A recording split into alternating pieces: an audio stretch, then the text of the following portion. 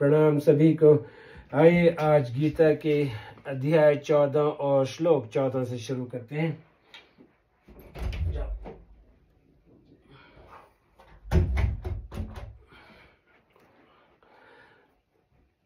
संबंध तात्कालिक बढ़े हुए गुणों की वृत्तियों का फल क्या होता है, इसे आगे के 2 श्लोकों में बताते हैं। यदा सत्वे प्रवृद्धे तु प्रलय याति देह भृत तदोत्तम विदां लोकान मलान प्रतिपघते। मतलब जिस समय सत्व गुण बड़ा हो उस समय यदि देहधारी मनुष्य मर जाता है तो वह उत्तम वेक्ताओं के निर्मल लोकों में जाता है।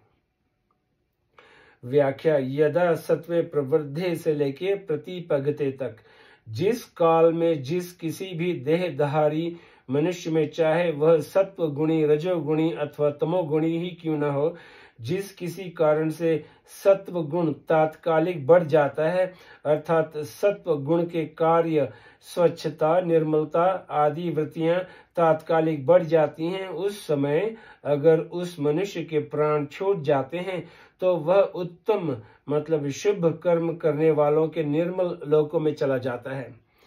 उत्तम विदाम कहने का तात्पर्य यह है कि जो मनुष्य उत्तम मतलब शुभ कर्म ही करते हैं, अशुभ कर्म कभी करते ही नहीं, अर्थात उत्तम ही उनके भाव हैं, उत्तम ही उनके कर्म हैं और उत्तम ही उनका ज्ञान है, ऐसे पुण्य कर्मा लोगों का जिन लोकों पर अधिकार हो जाता है, उन्हीं निर्मल लोकों में वह मनुष्य चला जाता है जिसका शरीर सत्व गुण के बढ़ने पर छूटा है। तात्पर्य है कि उम्र भर शुभ कर्म करने वालों को जिन ऊंचे ऊंचे लोकों की प्राप्ति होती है, उन्हीं लोकों में तात्कालिक बढ़े हुए सत्व गुण की वृत्ति में प्राण छूटने वाला जाता है। सत्व गुण की वृद्धि में शरीर छोड़ने वाले मनुष्य पुण्य आत्माओं के प्राप्तव्य ऊंचे लोकों में जाते हैं। इससे सिद्ध होता है कि गुणों से उत्पन्न होने वाली वृत्तियां कर्मों की अपेक्षा कमजोर नहीं है। अतः सात्विक वृत्ति भी पुण्य कर्मों के समान ही श्रेष्ठ है। इस दृष्टि से शास्त्र विहित पुण्य कर्मों में भी भाव का ही महत्व है, पुण्य कर्म विशेष का नहीं। इसीलिए सात्विक भाव का स्थान बहुत ऊंचा है। पदार्थ, क्रिया, भाव और उद्देश्य ये चारों क्रमश एक दूसरे से ऊंचे होते हैं। रजोगुण और तमोगुण की अपेक्षा सत्व गुण की वृत्ति सूक्ष्म और व्यापक होती है। लोकों में भी स्थूल की अपेक्षा सूक्ष्म का आहार कम होता है। जैसे देवता लोग सूक्ष्म होने से केवल सुगंधी से ही तृप्त हो जाते हैं। हाँ, स्थूल की अपेक्षा सूक्ष्म में शक्ति अवश्य अधिक होती है। यही कारण है कि सूक्ष्म भाव की प्रधानता से अंत समय में सत्व गुण की वृद्धि मनुष्य को ऊंचे लोकों में ले जाती है। अम्लान कहने का तात्पर्य है कि सत्व गुण का स्वरूप निर्मल है, अतः सत्व गुण के बढ़ने पर जो मरता है उसको निर्मल लोकों की ही प्राप्ति होती है। यह शंका होती है कि उम्र भर शुभ कर्म करने वालों को जिन लोकों की प्राप्ति होती है, उन लोकों में सत्व गुण की वृत्ति बढ़ने पर मरने वाला कैसे चला जाएगा। भगवान की यह एक विशेष छूट है कि अंत काल में मनुष्य की जैसी मति होती है वैसी ही उसकी गति होती है। गीता। अतः सत्व गुण की वृत्ति के बढ़ने पर शरीर छोड़ने वाला मनुष्य उत्तम लोकों में चला जाए, इसमें शंका की कोई बात ही नहीं है। अब श्लोक 15। रजसी प्रलय गत्वा कर्म संगीषु जायते तथा प्रलिनस्तमसी मूढ़योनिषु जायते। रजोगुण के बढ़ने पर मरने वाला प्राणी मनुष्य योनि में जन्म लेता है तथा तमोगुण के बढ़ने पर मरने वाला मूढ़ योनियों में जन्म लेता है। ये श्लोक 15वां। व्याख्या। रजसी प्रलय गत्वा कर्म संगीषु जायते। अंत समय में जिस किसी भी मनुष्य में जिस किसी कारण से रजोगुण की लोभ, प्रवृत्ति, अशांति, स्पृहा आदि वृत्तियां बढ़ जाती हैं और उसी वृत्ति के चिंतन में उसका शरीर छूट जाता है, तो वह मृत आत्मा प्राणी कर्मों में आसक्ति रखने वाले मनुष्य योनि में जन्म लेता है।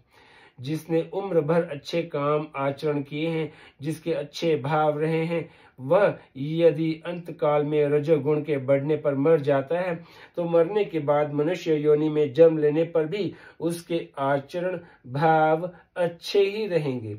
वह शुभ कर्म करने वाला ही होगा। जिसका साधारण जीवन रहा है, वह यदि अंत समय में रजोगुण की लोभ आदि वृत्तियों के बढ़ने पर मर जाता है तो वह मनुष्य योनियों में आकर पदार्थ, व्यक्ति, क्रिया आदि में आसक्ति वाला ही होगा। जिसके जीवन में काम, क्रोध आदि की ही मुख्यता रही है, वह यदि रजोगुण के बढ़ने पर मरता है तो वह मनुष्य योनि में जन्म लेने पर भी विशेष रूप से आसुरी संपत्ति वाला ही होगा। तात्पर्य यह हुआ कि मनुष्य लोक में जन्म लेने पर भी गुणों के तारतम्य से मनुष्य के 3 प्रकार हो जाते हैं, अर्थात 3 प्रकार के स्वभाव वाले मनुष्य हो जाते हैं।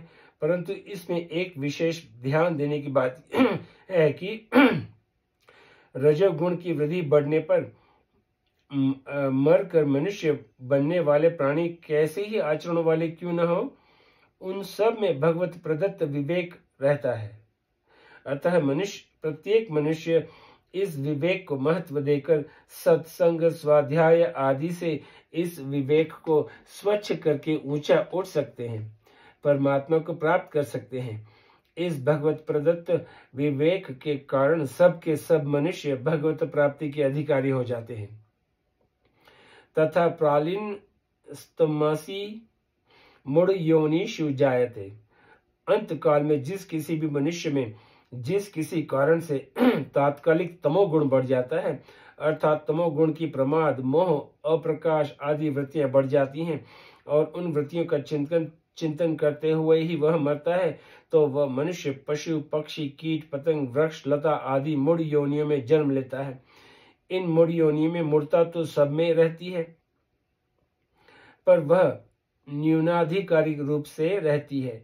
जैसे वृक्ष, लता आदि योनियों में जितनी अधिक मूर्ता होती है, उतनी मूर्ता पशु, पक्षी आदि योनियों में नहीं होती। अच्छे काम करने वाला मनुष्य यदि अंत समय में तमोगुण की तात्कालिक वृत्ति के बढ़ने पर मरकर मूढ़ योनियों में भी चला जाए, तो वहां भी उसके गुण आचरण अच्छे ही होंगे, उसका स्वभाव अच्छे काम करने का ही होगा। जैसे भरत मुनि का अंत समय में तमोगुण की वृत्ति में अर्थात हरिण के चिंतन में शरीर छूटा, तो वे मूढ़ योनियों वाले हरिण बन गए, परंतु उनका मनुष्य जन्म किया हुआ त्याग, तप हरिण के जन्म में भी वैसा ही बना रहा। वे हरिण योनियों में भी अपनी माता के साथ नहीं रहे, पर हरे पत्ते न खाकर सूखे पत्ते ही खाते रहे आदि। ऐसी सावधानी मनुष्यों में भी बहुत कम होती है, जो कि भरत मुनि की हरिण जन्म में थी। आज यहीं पे समाप्त करते हैं, फिर कल श्लोक 16 से शुरू करेंगे। नमस्ते, शुक्रिया।